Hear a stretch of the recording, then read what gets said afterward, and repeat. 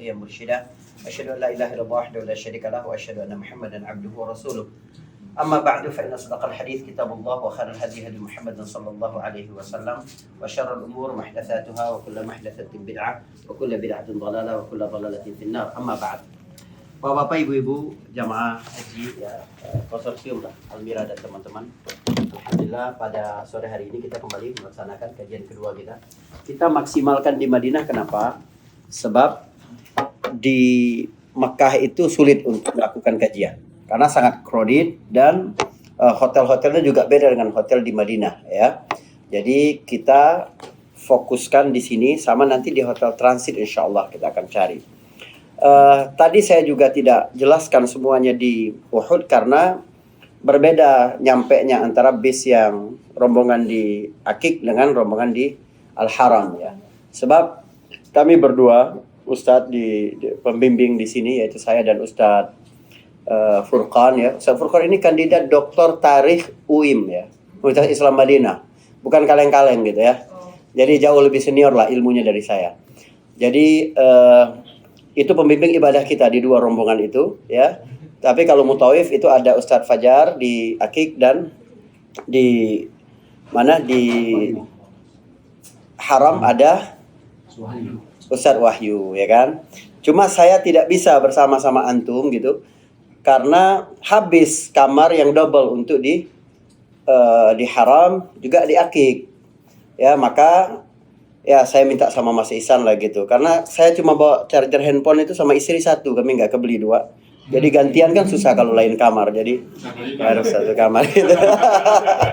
Tapi Bapak, antum bisa tanya 24 jam ya, ada sesuatu, ada apa, antum bisa tanya. Yang bisa saya jawab. Yang nggak bisa saya jawab, saya akan cari jawabannya. Saya tanya lagi ke guru yang lebih tentu saja lebih dalam ilmunya ya. Di Madinah ini kita perbanyak, tidak ada ibadah khusus ya. Jadi memang tidak ada instruksi-instruksi yang banyak di Madinah. Sebab kita ibadahnya cuma di Masjid Nabawi. Cuma saya pesan jaga akidah ya, bahwa kita ziarah ke makam Nabi SAW, mengucapkan salam saja. Berdoa jangan menghadap makam siapapun itu ya. Kita membelakangi kiblat jadinya. Berdoa menghadap kiblat, minta kepada Allah Subhanahu wa taala ya. Nah, itu. Jadi karena pertimbangan itu pula. Adapun penguatan tentang materi-materi nanti ketika kita umrah dan juga haji, insya Allah beberapa hari sebelum umrah nanti kita akan kuatkan di materi itu. Maklum kita ini sudah tua-tua, jadi cepat lupa. Kalau kita jelaskan sekarang nanti lupa lagi gitu kan. Nah gitu ya. Sebab penyakit orang tua itu 3. Pertama suka lupa. Kedua dan ketiga saya juga lupa ini. Jadi berarti udah tua ya kan. Baik. Nah, sekarang kita bicara tentang tempat yang tadi kita kunjungi. Yang pertama tadi adalah Masjid Quba. Masjid Quba ini ide anak-anak muda sebenarnya. Ide Talhah, Zubair, dan Sa'ad bin Abi Waqqas.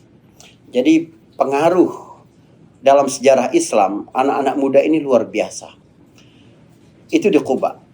Nabi SAW saya sampaikan tadi di antara hikmah bahwa Nabi tidak langsung masuk ke Madinah itu karena Nabi itu pengen menjumpai umatnya itu dalam keadaan segar gitu, bersih gitu. Tidak seperti seorang yang sudah menaklukkan sesuatu, bukan, tapi dia datang sebagai tamu.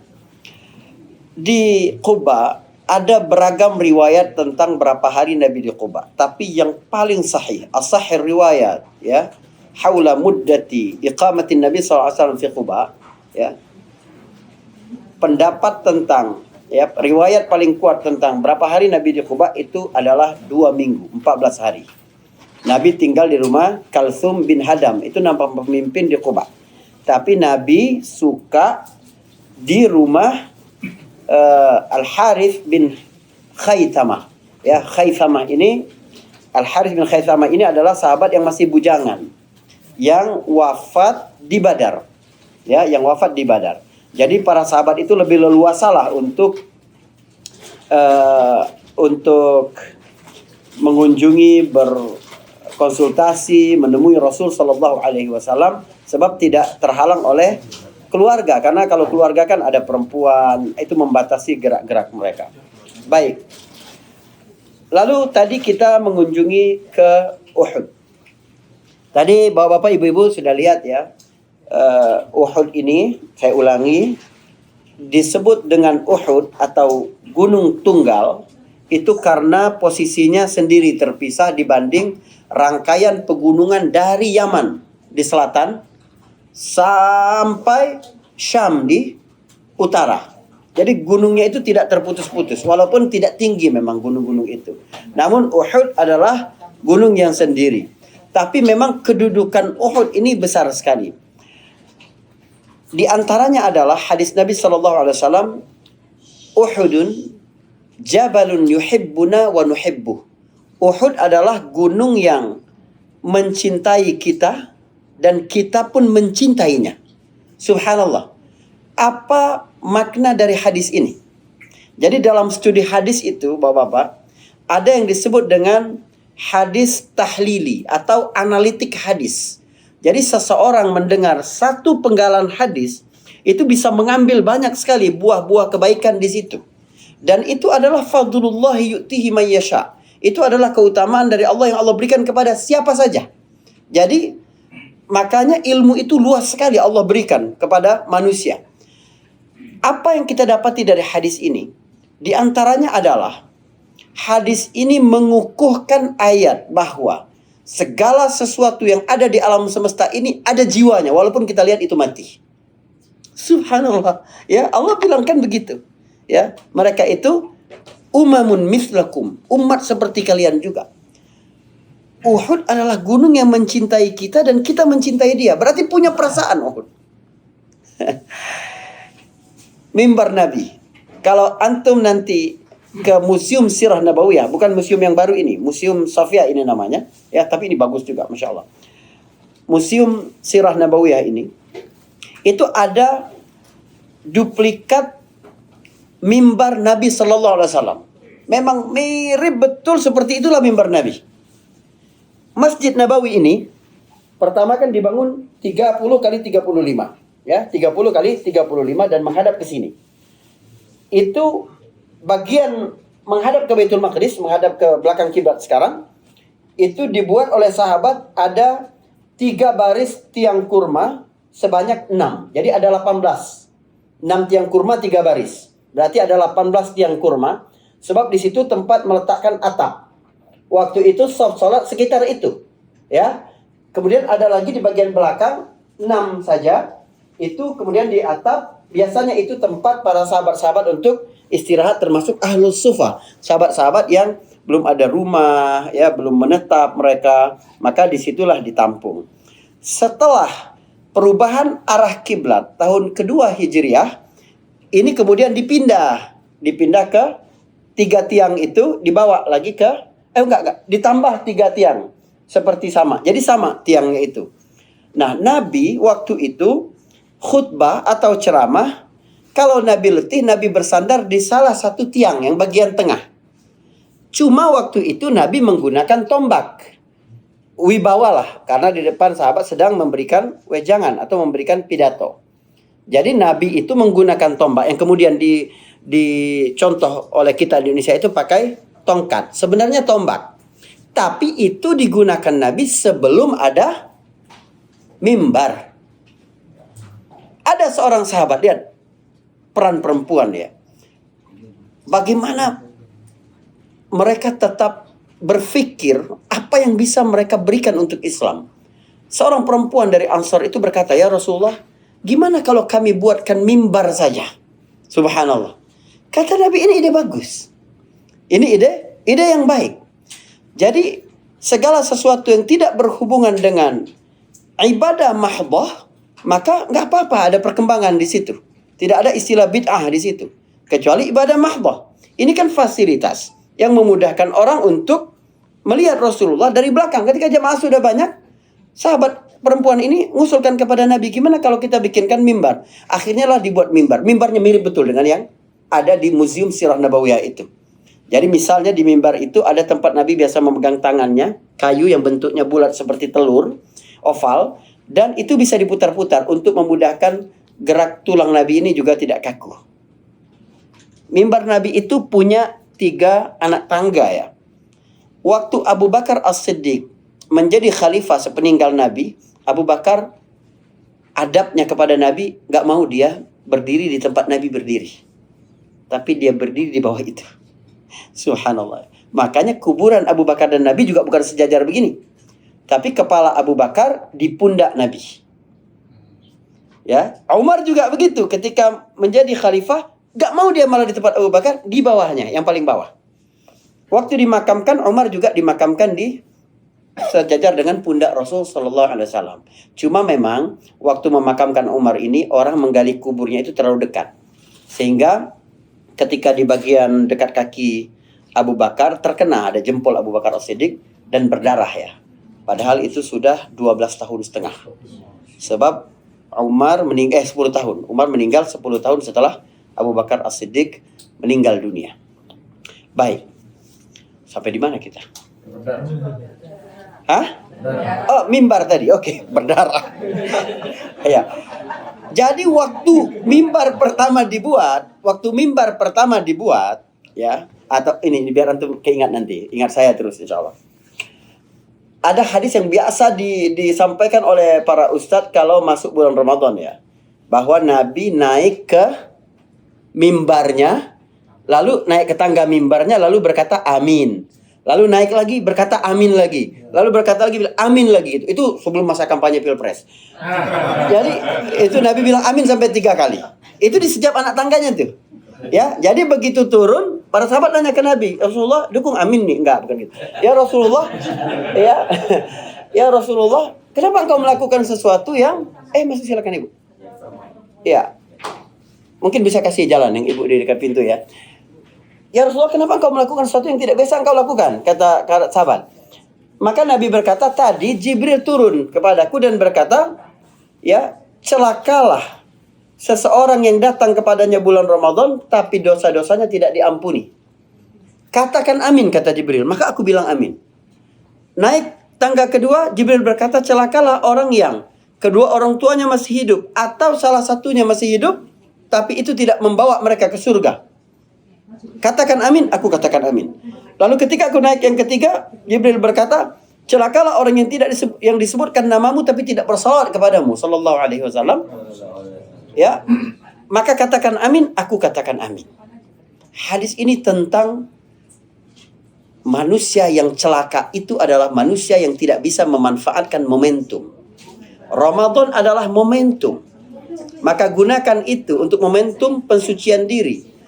Orang tua kita masih hidup adalah momentum untuk memegang kunci surga. Nama Nabi disebut adalah momentum agar kita bisa bersalawat sallallahu alaihi wasallam kepada beliau. Gitu. Jadi manusia yang celaka itu manusia yang tidak bisa memanfaatkan momentum. Kita semoga umrah ini menjadi momentum bagi kita ya. Memperbaiki hati kita. Benar-benar meneguhkan kehambaan kita kepada Allah. Dan persaudaraan kita kepada sesama.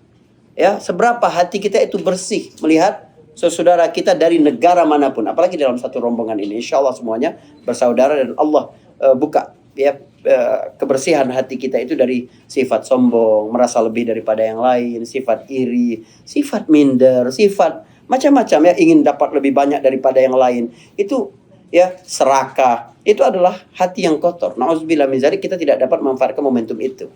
Jadi kembali ke mimbar. Waktu mimbar itu dibuat, ketika Nabi pertama menggunakan mimbar, kata sahabat, kami mendengar tiang yang biasa digunakan Nabi untuk bersandar itu menangis, merintih. Dalam satu riwayat seperti perempuan yang melahirkan, yang kedua seperti bayi.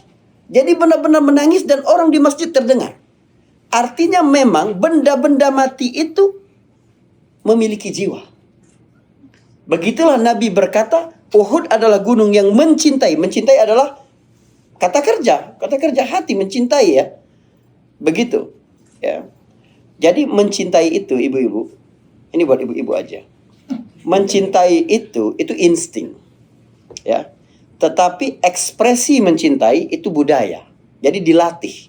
Sebagaimana makan adalah insting, tapi menggunakan sendok, garpu, pisau, apalagi orang tuh pakai obeng atau apa gitu ya. Kalau makan udang, makan kepiting gitu kan. Itu adalah budaya yang diciptakan manusia. Gitu. Baik. Uhud adalah gunung yang mencintai kita dan kita mencintai Uhud, kata Nabi.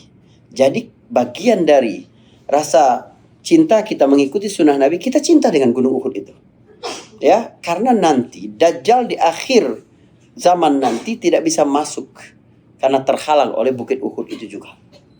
Madinah ini memang terhalang dari fitnah Dajjal. Makanya Nabi berkata, kalau seorang di antara kamu bisa mati di Madinah, maka matilah di Madinah. Ya, sebab yang pertama dibangkitkan nanti Rasulullah SAW, lalu orang bersama dia di dekatnya Abu Bakar, Siddiq dan Umar. Setelah itu para ahli Quba. Ya, kemarin tadi malam bapak-bapak, mohon maaf banget karena diundangnya cuma bapak-bapak ya. Ibu-ibu kita pengen ngajak gitu, tapi nggak diundang gitu kan. Oleh Syekh Yusuf Al-Uday apa? Ustaz? Yusuf Mansur. Apa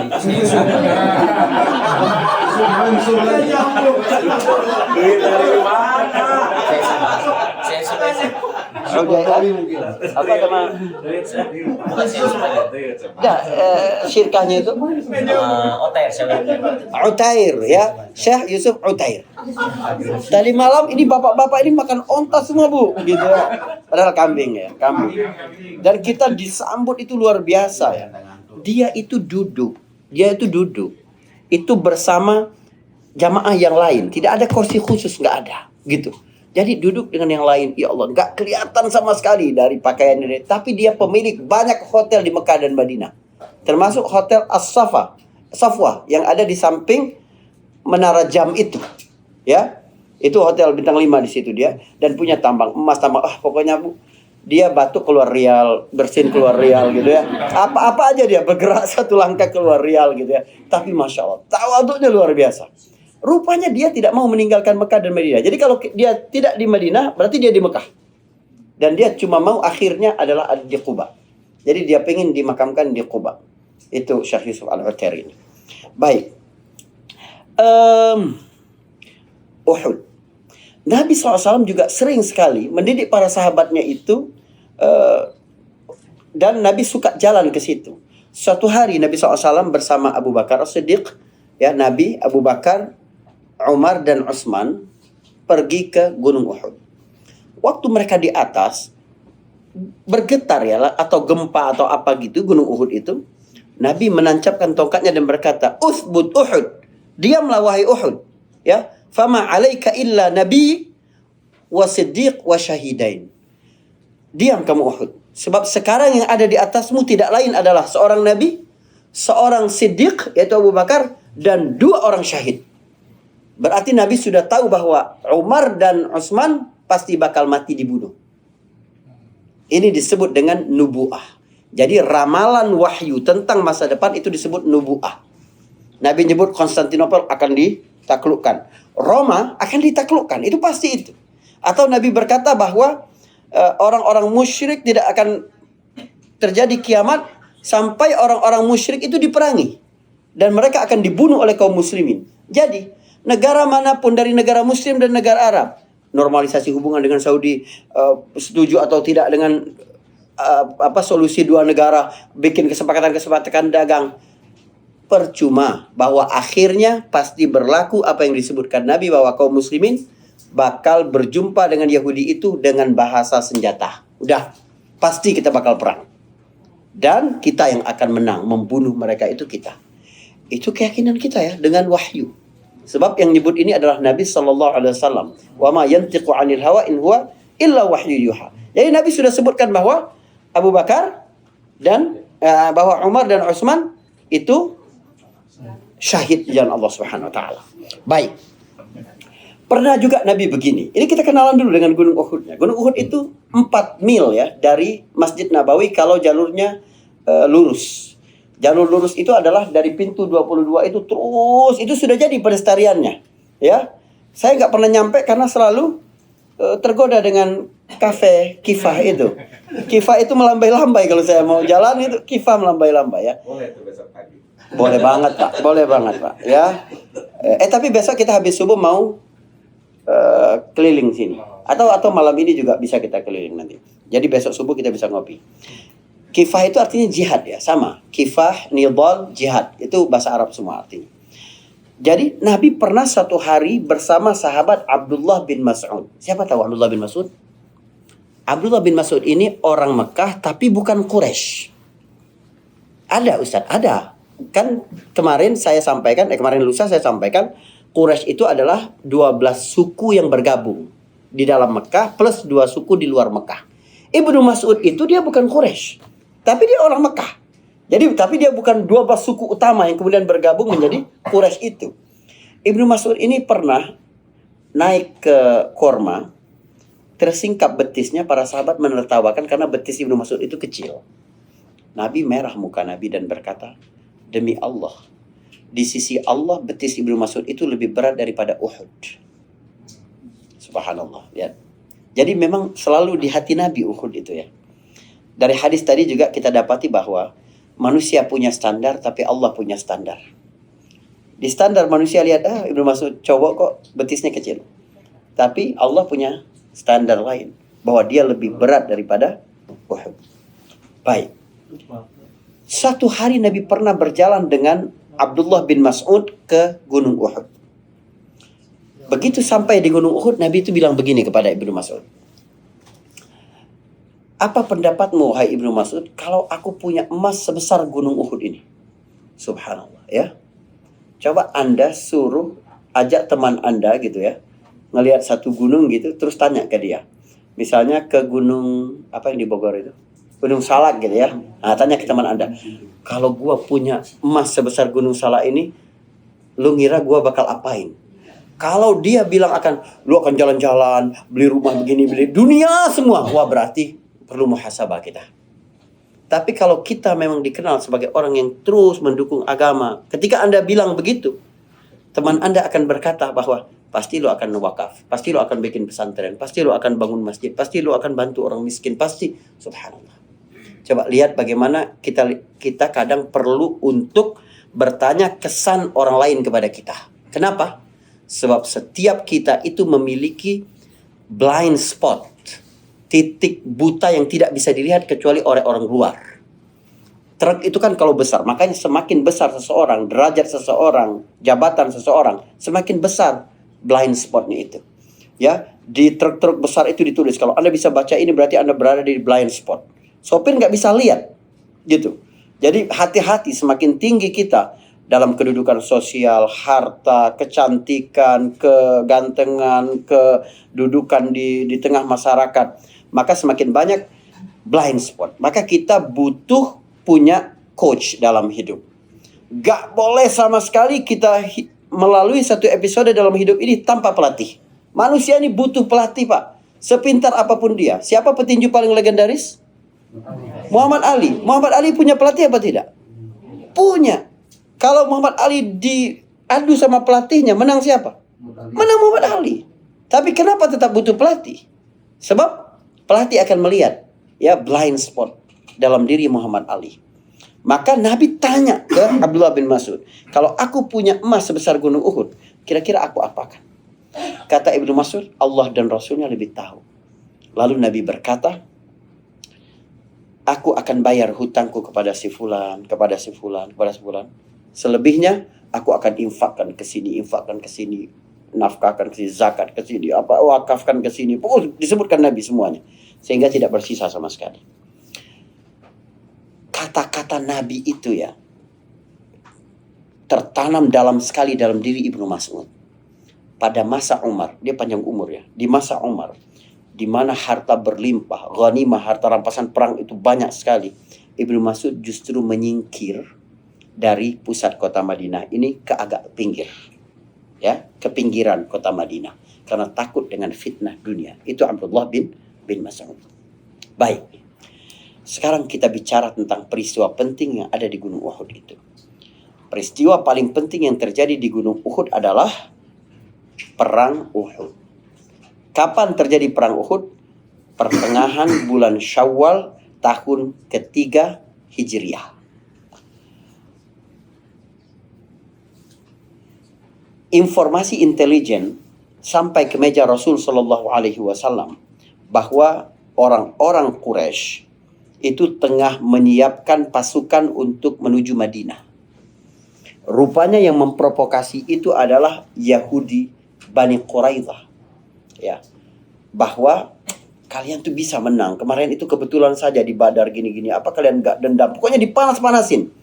Nanti kami akan buat kekacauan di Madinah. Ada banyak orang yang juga tidak setuju dengan Muhammad. Kabilah-kabilah di sampingnya nanti kami akan kondisikan. Itu yang dilakukan oleh Yahudi biar orang Quraisy mau menyerang Rasul Shallallahu Alaihi Wasallam. Akhirnya dipersiapkanlah sampai 3.000 orang. 3.000 orang dari Quraisy dengan persenjataan lengkap menuju ke Madinah. Begitu informasi intelijen ini sampai ke meja Rasulullah, Rasul keputusan awalnya adalah kita akan tunggu di Madinah. Sebab kita lebih tahu lorong-lorong, atap-atap rumah, kita akan bersembunyi dari situ dan kita akan menyergap musuh. Tapi sahabat-sahabat yang muda-muda yang tidak sempat pergi ke perang Badar, karena perang Badar Nabi memang tidak state bahwa kita akan perang, bukan. Perang Badar itu Nabi dan para sahabat keluar dengan persenjataan standar kalau keluar ke padang pasir. Seperti sekarang misalnya orang-orang kampung kalau dia pergi ke hutan pasti bawa parang lah gitu. Tapi kan bukan parang buat pedang buat perang, bukan. Hanya standar untuk melakukan perjalanan. 313 orang. Sehingga banyak sahabat yang memang tidak pergi. Nah, waktu mereka mendengar berita kemenangan di Badar itu, mereka kapan ya perang lagi, kapan, kan begitu. Jadi waktu Nabi memutuskan untuk kita tinggal di Madinah, ya gak jadi perang kita. Itu sahabat-sahabat ya Rasulullah, nanti kita dibilang takut sama orang Quraisy. Bilang begitu, ya. Nanti kita bilang takut. Nah, seorang tokoh munafik bernama Abdullah bin Ubay ibn Salul itu punya pendapat sama dengan Nabi. Keren berarti ya. Tapi ada motifnya. Ya. Dia bilang, enggak, kita di Madinah saja supaya mudah. Kalau mereka di dalam rumah tidak ikut berperang, enggak ketahuan. Tapi kalau keluar Madinah mereka enggak keluar, kan ketahuan. Maka dia bilang ke Nabi, udah kita di Madinah aja. Saya dengar anak-anak muda, anak-anak baru, kan gitu kan. Belum 40 tahun, menang juga karena MK gitu. Terus gitu. Jadi kira-kira itu kan Abdullah bin Ubay bilang begitu. Dan jangan salah ya, tokoh munafik ini namanya siapa? Abdullah bin Ubay ibnu Salul. Apa beda bin dan ibn? Lihat bahasa Arab, dalam sekali. Bin itu artinya anak, tapi hanya digunakan kepada ayah kandung. Itu bin. Tapi kalau ibn itu bisa digunakan kepada selain ayah. Ke ibu boleh, ke kakek boleh, ke buyut boleh, ke paman pun boleh. Makanya para ahli tafsir itu berbeda pendapat bahwa Azar itu orang tua kandung Ibrahim atau kakek dia. Sebab Ibrahim ibn Azar, Azar bisa juga kakek dia. Saya pergi ke kampung yang kakek saya dulu ngajar di situ. Tapi orang nggak kenal dengan bapak saya di kampung lain. Waktu saya berkunjung ke situ, kepala desanya atau tokoh adatnya itu bilang, ini Faris Ibnu Mansur. Supaya orang tahu, ini cucu guru Mansur dulu, paham? Nabi pernah gunakan itu ketika di Hunain. Nabi berteriak, Ana nabiyyu la kadzib, ana ibnu Abdul Muttalib. Aku adalah nabi, nggak mungkin bohong. Kita bakal menang, kenapa kalian mundur? Aku adalah anak Abdul Muttalib, tapi pakai ibnu. Makanya nggak boleh bilang Isa bin Maryam, pasti salah. Tapi kalau Isa ibnu Maryam, betul. Sebab Maryam bukan ayah, dia adalah ibu. Paham ya? Jadi Abdullah bin Salul, Abdullah bin Ubay ibn Salul. Salul itu bukan bapak Ubay, tapi istrinya Ubay. Jadi Abdullah ini anak Ubay dari yang istrinya Salul. Gitu. Ya, paham ya? Antara bin dan ibn. Gimana? Anak Madinah udah dengar lah, insyaallah. Baik. Nah, lalu kemudian Nabi karena sahabat-sahabat ini semangat atau segala macam, kata Nabi, ya udah kita keluar. Kata Nabi begitu, Nabi langsung masuk ke rumah, menyiapkan baju perang dia. Itu hari Jumat ya. Malam Jumat itu Nabi bermimpi.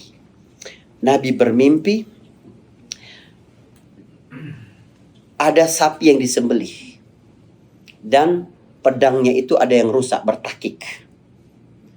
Pedang yang bertakik itu adalah simbol ya, bahwa Nabi juga mengalami cedera di perang Badar itu. Nabi itu kena pukulan helm perangnya itu ya, sehingga bagian dekat pipinya itu masuk ke giginya, gigi Nabi itu pecah. Itu sahabat-sahabat nggak ada yang bisa buka itu sampai datang siapa? Abu Ubaidah bin Al-Jarrah. Dia yang membuka helm Nabi itu. Ya. Nah, sementara sapi yang disembelih itu ternyata takwilnya adalah kematian salah seorang dari anggota keluarga Nabi, yaitu Hamzah. Ingat ya, mimpi itu bagian dari wahyu. Kalau mimpi Nabi itu pasti udah benar. Nabi menyebutkan begini, ar-ru'ya as-sadiqah juz'un min sittin wa arba'ina juz'an minan nubuwah. Mimpi yang benar itu adalah 1/46 wahyu. Dapat dari mana Nabi angka 1/46 itu? Rupanya para sejarawan kemudian dapat melihat ya, bahwa Nabi menerima wahyu itu totalnya 23 tahun, kurang 6 bulan. Sementara Nabi mengalami mimpi yang benar sebelum menjadi Rasul itu 6 bulan. Jadi totalnya tepat 23 tahun. 23 tahun dibanding dengan 0,5 tahun, berarti 0,5 tahun itu setara dengan 1/46. Iya kan Pak? Iya Pak? 0,5 dari 23, 1/46. Sampai sebegitunya hadis itu, subhanallah ya.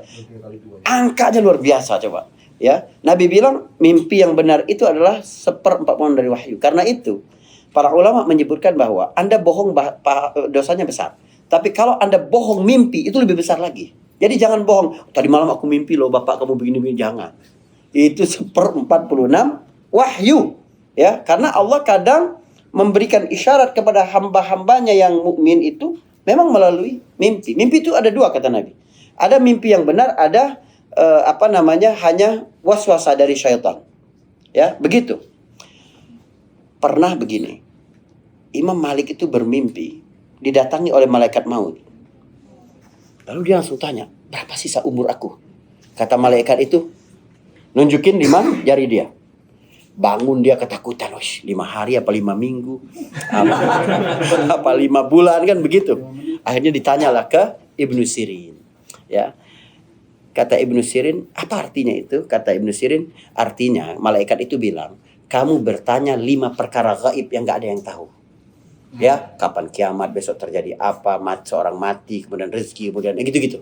Ya, tapi malaikatnya jahil juga yang enggak langsung ngomong rezekinya. Subhanallah. Tapi Bapak Ibu-ibu, kalau antum mimpi buruk ya, dalam agama itu enggak boleh diceritakan kepada siapapun. Kecuali orang yang sangat Anda percaya. Yang kedua adalah ta'awudz, begitu bangun dan meludah 3 kali. Maka kata Nabi, dia tidak akan mendapati apa yang dia lihat di mimpi. Sahabat yang diajari Nabi ini berkata, sejak itu aku nggak takut mimpi seseram apapun. Gitu, ya. Jadi begitu bangun, ludah ketika ya, kalau lagi marah sama istri gitu, ludah gitu. Tapi dia di kanan Ustaz gitu. Jadi 3 kali itu. Baik.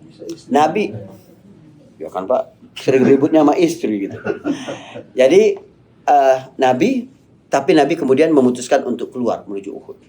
Waktu Nabi sedang siap-siap di rumah itu, para sahabat-sahabat senior itu berkata kepada anak-anak muda, kenapa kalian memaksa Nabi untuk keluar? Sementara Nabi udah kelihatan Nabi lebih suka untuk tinggal di Madinah.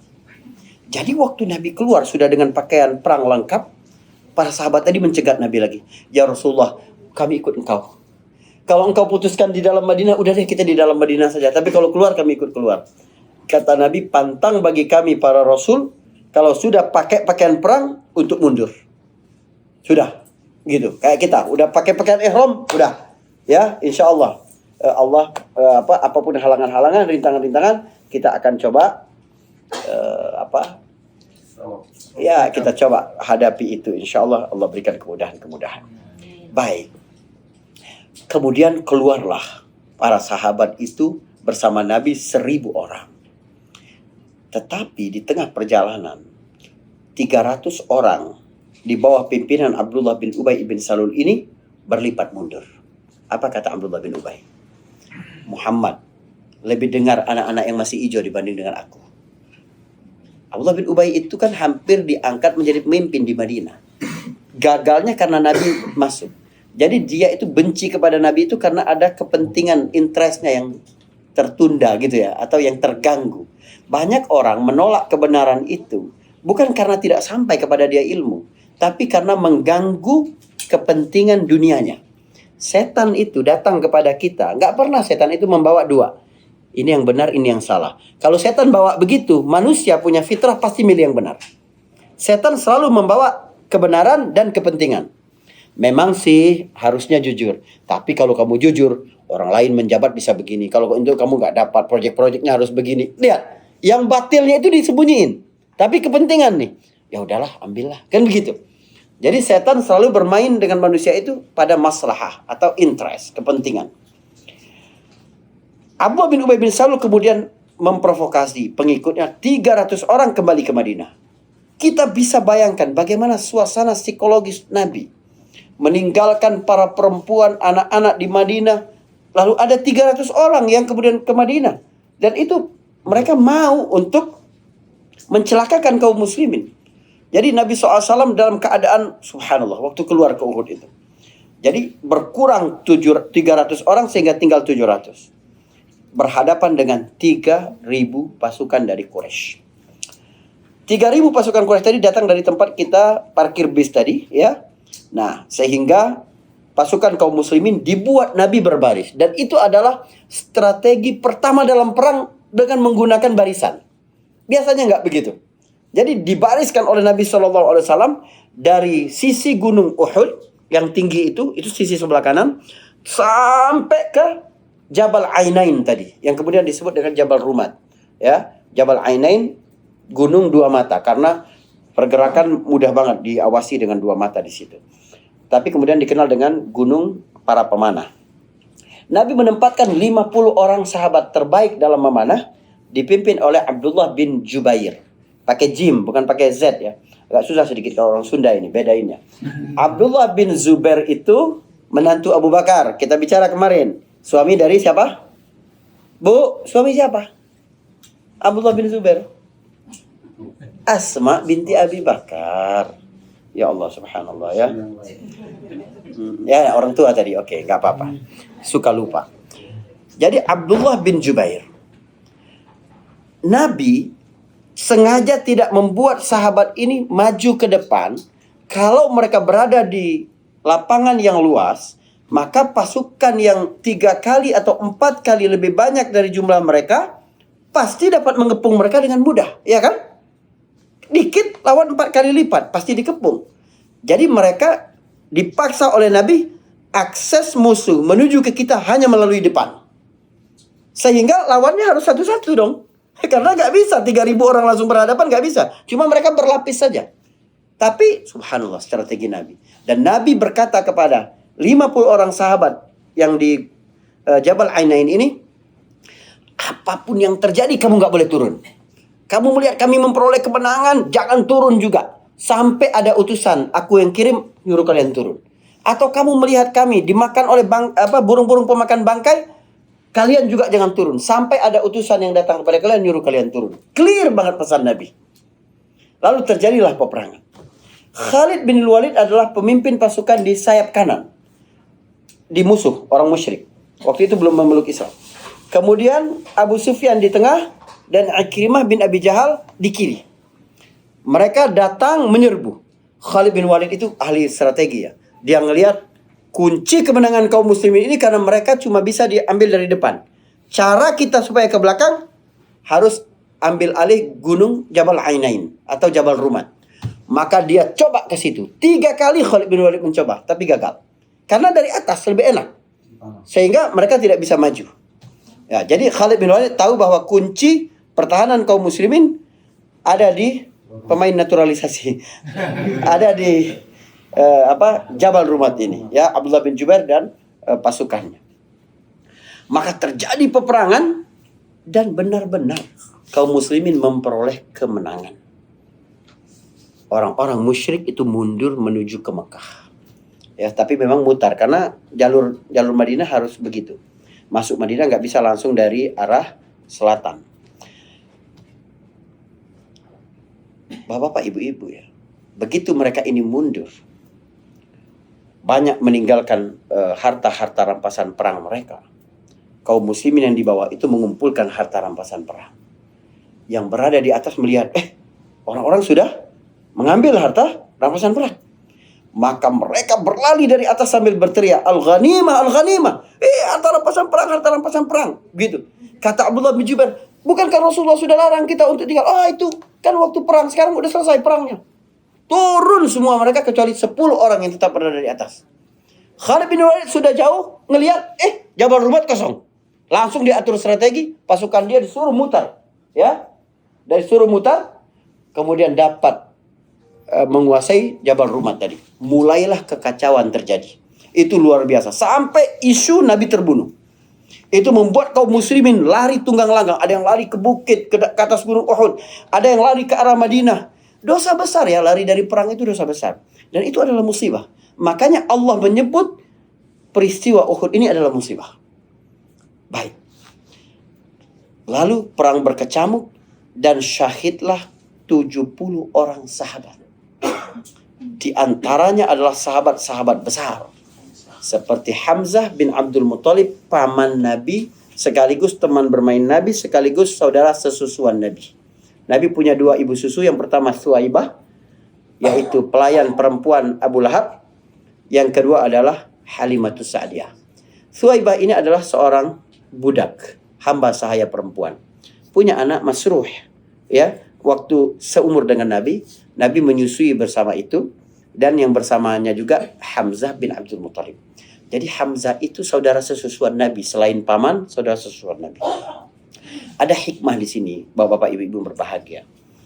Nabi itu dari kecil sudah dibiasakan oleh Allah untuk tidak kikuk bergaul dengan semua kalangan. Kamu punya saudara sesusuan, hamba saya, yaitu Masruh. Kamu punya saudara sesusuan, anak tokoh paling penting di Quraisy, yaitu anak Abdul Muthalib, kakekmu. Jadi Nabi ketika dia sudah dewasa, sudah memimpin, Nabi nggak canggung bergaul dengan siapapun, nggak canggung ya. Dan Nabi tidak mengubah apa-apa dari dia. Ketika bergaul dengan orang-orang elit, dengan orang-orang proletar itu, orang-orang pinggiran itu, Nabi nggak mengubah sama sekali ya. Nggak kayak kita ya. Kalau berubah pergaulan, ngubah merek sendal, ngubah merek tas, ngubah merek jilbab gitu ya. Nabi nggak begitu ya. Baik. Ngubah tempat nongkrong, betul Bapak ya. Di antara saya melakukan penelitian ya untuk masyarakat urban muslim itu. Di antaranya itu ada persoalan semua nih. Poor urban punya persoalan, rich urban punya persoalan gitu ya. Nah, di antaranya mereka pengen nongkrong itu di tempat yang mengidentifikasikan bahwa kami ini orang kaya gitu ya, atau orang beda gitu ya, agak lain gitu. Padahal agak lain nggak enak juga. Baik, kita lanjut lagi. Sampai di mana tadi? Oh iya, Hamzah bin Abdul Muthalib adalah di antara yang terbunuh di situ. Yang kemudian ada lagi siapa? Mus'ab bin Umair, safir atau duta pertama Islam yang diutus oleh Nabi, Mus'ab bin Umair. Yang ketiga ada juga Abdullah bin Jahash, saudara ipar Nabi ya, saudaranya Zainab binti Jahash, saudaranya Ubaidillah bin Jahash yang hijrah ke Habasyah. Dalam buku-buku sirah kebanyakan menyebutkan Ubaidillah bin Jahash ini murtad di Habasyah. Tapi alhamdulillah riwayat ini lemah ya. Dan tidak mungkin memang Ubaidillah ini murtad ya. Dia termasuk as-sabiqunal awalun. Buktinya juga Ubaidillah bin Jahash ini kan menikah dengan Ummu Habibah, anak dari Abu Sufyan. Abu Sufyan jadi musuh Islam waktu itu. Pasca Hudaybiyah, Nabi berkirim surat kepada raja-raja, di antaranya adalah kepada Heraklius. Waktu Heraklius menerima surat Nabi, Heraklius panggil beberapa orang pedagang dari Quraisy. Rupanya di situ ada Abu Sufyan. Di antara pertanyaan Heraklius kepada Abu Sufyan adalah, ada nggak pengikut dia yang kemudian murtad, lari dari dia dan memusuhi dia? Kata Abu Sufyan, tidak ada. Kalau sekiranya Ubaidillah itu murtad, wah itu juga jadi senjata bagi Abu Sufyan. Wah ada menantuku sendiri. Dulu dia ikut ini, sekarang dia ikut Nasrani, kan begitu. Jadi nggak benar riwayat tentang Ubaidillah bin Jahash itu murtad gitu. Nanti akan diverifikasi oleh Ustaz Furqan. Beliau ahli sejarah juga. Baik. Jadi ada Abdullah bin Jahash di situ juga meninggal.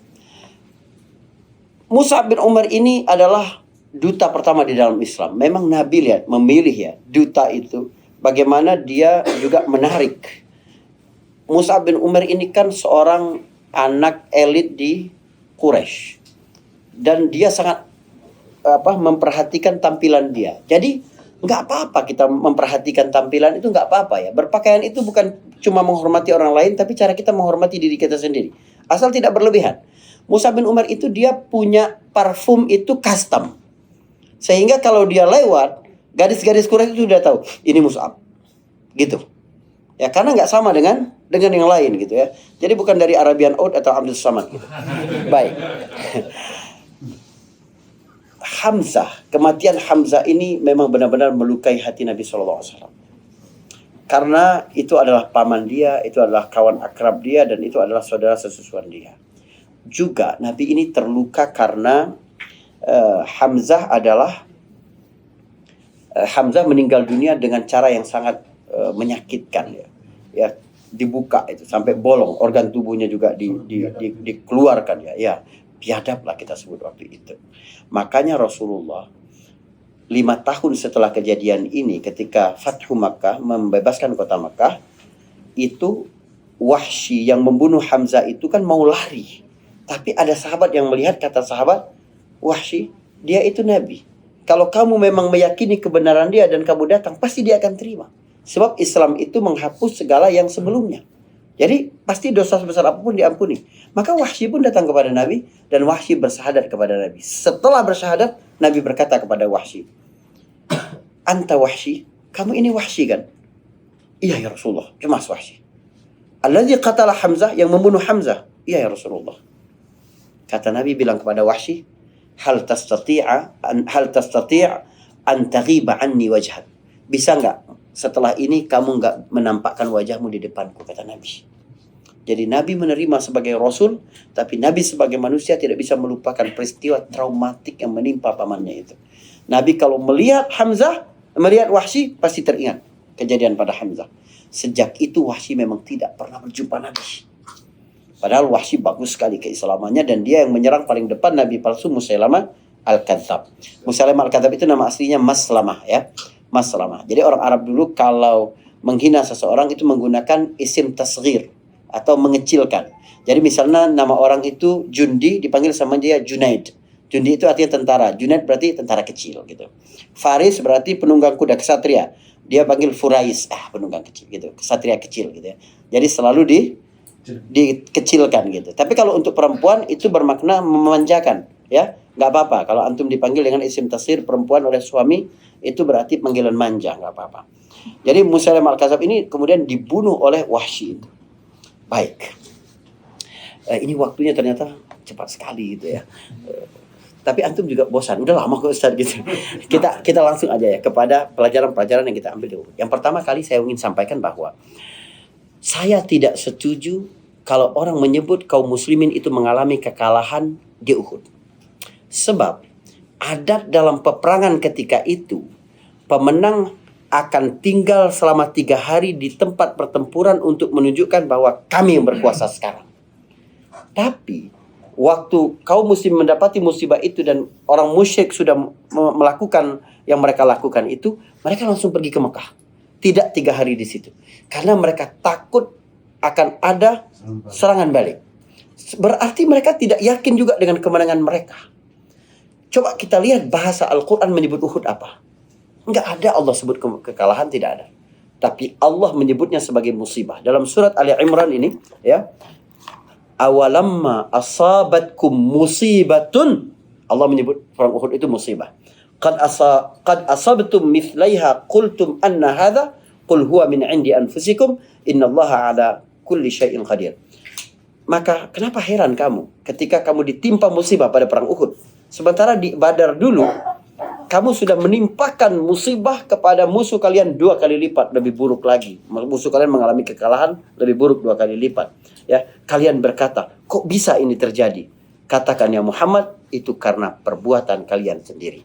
Subhanallah. Jadi peristiwa Uhud adalah musibah, bukan kekalahan. Apa bedanya Ustadz? Apa implikasinya bagi kita?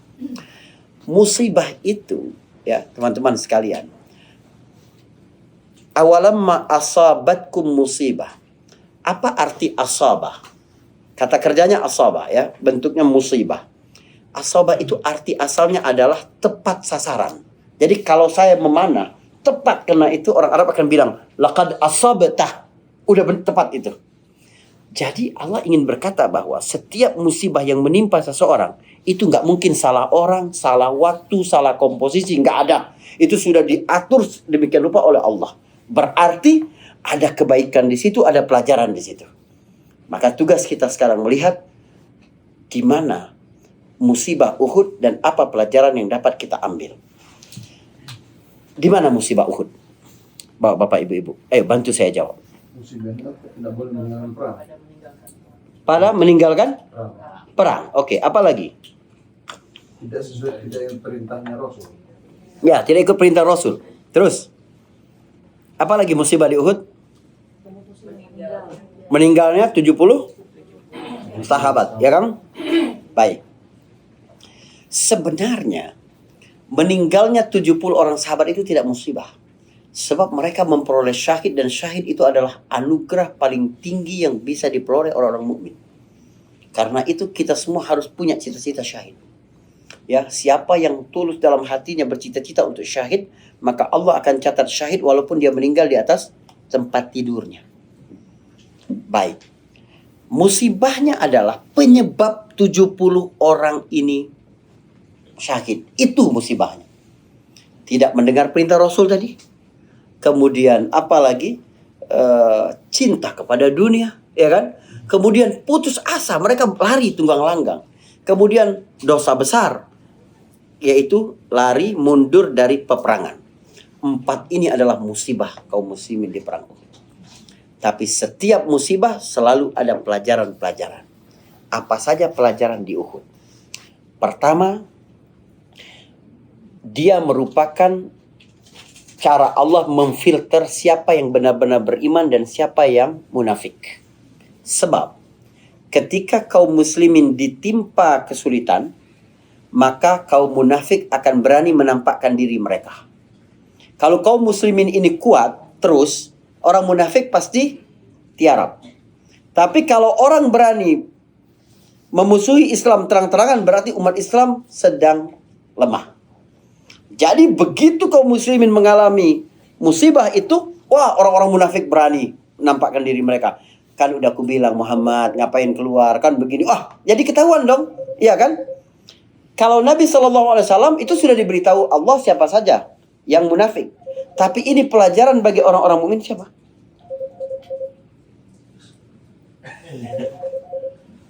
Ya. Tapi kaum muslimin akan menjadi pelajaran sampai hari kiamat. Kamu akan lihat nanti bagaimana kalau kita sedang berada dalam kondisi lemah, maka musuh-musuh Islam itu akan berani menampakkan diri mereka. Juga teman-teman sekalian, kalau sekiranya orang-orang mukmin itu selalu menang dalam setiap urusan mereka, niscaya banyak penumpang gelap. Orang akan bilang, udah deh ikut kaum muslimin aja karena pasti menang. Tapi kenapa jalannya dibuat berliku? Supaya melihat siapa yang benar-benar beriman dan siapa yang terdapat kemunafikan dalam diri. Dan Allah bilang itu. Wa ma asabakum yaumal taqal jam'ani, di ayat berikutnya tadi. Fa biiznillah wal ya'lamal mu'minin wal ya'lamal ladzina nafaqu. Supaya tahu siapa yang beriman, siapa yang dalam hati mereka terdapat kemunafikan. Ini yang pertama itu. Yang kedua pelajaran dari Uhud adalah supaya kaum muslimin dapat belajar akibat dari tidak taat kepada Rasul SAW. Akibat dari meninggalkan sunnah Rasul SAW. Lihat, hancur kalian. Ya, maka kita coba untuk taat kepada Nabi SAW. Hikmah ketiga adalah mengingat kita untuk zuhud. Sebab minkum man yuridud dunya, kata Allah. Sebagian dari kamu ada yang menginginkan dunia. Berubah niat, berubah ya motivasi. Dunia ini gak ada artinya, benar-benar gak ada arti. Coba kita lihat ya. Hadis Nabi begini. Lau kanatid dunya ta'dilu 'indallahi janaha ba'udatin ma saqa kafiran minha syurbatama. Kalau sekiranya dunia itu ada nilainya di sisi Allah seperti sebelah sayap nyamuk, maka Allah tidak akan memberi minum orang kafir seteguk air pun dari bumi. 71% bumi ini adalah air. Tapi Allah gak bakal beri mereka seteguk air pun. Kalau dunia itu ada harganya di sisi Allah, sebelah sayap nyamuk. Tapi kita lihat orang kafir sekarang minum bergalon-galon ya, bahkan dia yang jualan galon. Coba gitu kan, dan kita coba boykot sekarang gitu. Kenapa? Berarti dunia itu nggak ada nilainya di sisi Allah. Karena kalau ada nilainya Allah nggak kasih makan. Dan Allah Subhanahu Wa Taala menyebutnya, Nabi menyebutnya kalau ada nilai seperti sebelah sayap nyamuk. Nabi nggak bilang nyamuk secara utuh. Kalau Nabi bilang begini, kalau dunia itu ada nilainya seperti seekor nyamuk, kita udah paham dunia itu nggak ada artinya. Sebab hewan paling nggak ada arti di mata manusia itu nyamuk ya. Buktinya bapak-bapak, ibu-ibu kalau habis bunuh nyamuk itu ada nggak perasaan bersalah gitu? Udah jadi pembunuh, udah nggak ada kan? Kenapa? Kenapa nggak ada? Karena nggak ada nilainya. Tapi Allah nggak bilang nyamuk secara utuh. Bahkan Rasul tidak memilih anggota tubuh nyamuk yang lain. Misalnya Nabi bilang kalau sekiranya dunia itu ada nilainya seperti kepala nyamuk. Kepala nyamuk itu canggih. Dia punya 100 syaraf ya, yang membuat dia nggak nabrak dinding ketika dalam ruangan segelap apapun. Dan dia dapat ya menemukan Anda walaupun Anda sembunyi dimanapun. Anda pasang kelambu di atas tempat tidur, Anda tidur di bawahnya, dia tahu Anda di bawah. Gitu. Itu karena saraf itu. Atau Nabi bilang seperti kaki nyamuk. Kaki nyamuk itu canggih. Dia punya 6 mata pisau. Ya, 4 mata pisau itu untuk menggali operasi, 2 mata pisaunya untuk mengambil nanti. Di 2 mata pisau itu terdapat yang 2 mata pisau itu terdapat zat anestesi supaya kita nggak kerasa ketika dia operasi. Makanya ketika kita nepokin itu karena zat anestesinya udah habis. Nyamuknya ketawa di atas udah selesai kami gitu kan. Udah buka masker gitu. Nah, jadi Anda sudah gitu. Jadi Nabi bahkan memilih sebelah sayap. Karena nggak bisa terbang sebelah. Coba bayangkan. Jadi jangan mengukur Allah sayang kepada kita itu kalau Allah kasih kita dunia. Gak tepat ucapan berkata, makanya sholat jadi orang biar kaya. Nggak tepat. Karena nggak ada tanda Allah sayang itu dengan memberi dunia, tidak ada. Ya, Allah Subhanahu Wa Taala sayang kepada kita kalau cuma memberi kepada orang-orang yang taat kepada Dia. Rasa bahagia ketika beribadah, sensitif terhadap dosa, semangat untuk mendengar kajian, pingin paham Al-Quran lebih baik. Itu cuma Allah berikan kepada orang-orang mukmin. Ya. Nah, selain itu Allah berikan kepada orang-orang kafir, berarti itu tidak ada nilainya di sisi Allah Subhanahu Wa Taala. Ya. Mungkin ini beberapa pelajaran yang dapat kita ambil dari peristiwa Uhud itu. Bapak-bapak, ibu-ibu bisa siap-siap wudhu atau apa ya. Di sini juga ada 2 kamar mandi di sini dan di dapur itu. Mungkin ibu-ibu bisa di kamar yang satu bisa wudhu, kalau nggak mau langsung ke masjid nanti biar habis maghrib langsung bisa makan. Setelah itu kita isya sama-sama biar cepat. Setelah isya kita ke nyebrang di depan masjid. Saya nggak tahu kalau perempuan itu kalau masuk di sini bisa keluar kan di pintu samping sebelah kiri. Iya, mungkin lebih dekat gitu ya. Nanti kita ketemu di situ, insya Allah ya. Ada toilet di depan kubah hijau itu. Nanti kita akan jumpa di sana, insya Allah. Baik, Bapak Ibu, mungkin ini yang bisa saya sampaikan. Apabila ada salah saya mohon maaf ya. Sekali lagi berkaitan dengan teknis ibadah dan lain-lain, itu nanti kita dekat hari menjelang umrah gitu ya. Sekarang perbanyak ibadah, baca Quran, zikir gitu ya, dan bersolawat kepada Nabi. Banyak solawat karena kita lagi di kota Rasul Sallallahu Alaihi Wasallam. Dan solawat yang baik itu adalah apa yang datang seperti yang dari Nabi Sallallahu Alaihi Wasallam. Sudah ya, salat Ibrahimiyah itu atau salat pendek saja, Allahumma shalli ala Muhammad wa ala ali Muhammad ya. Gak usah macam-macam ya yang tidak datang dari Nabi Sallallahu Alaihi Wasallam. Mungkin ini yang bisa saya sampaikan. Barakallahu fikum. Assalamualaikum warahmatullahi wabarakatuh. Kita nggak ada foto bersama ya Mas. Hah? Belum. Bismillah. Ini kumpul di mana, Bos? Itunya aja Pak, yang hitamnya aja mau dicas. Oh, ini dosa ya?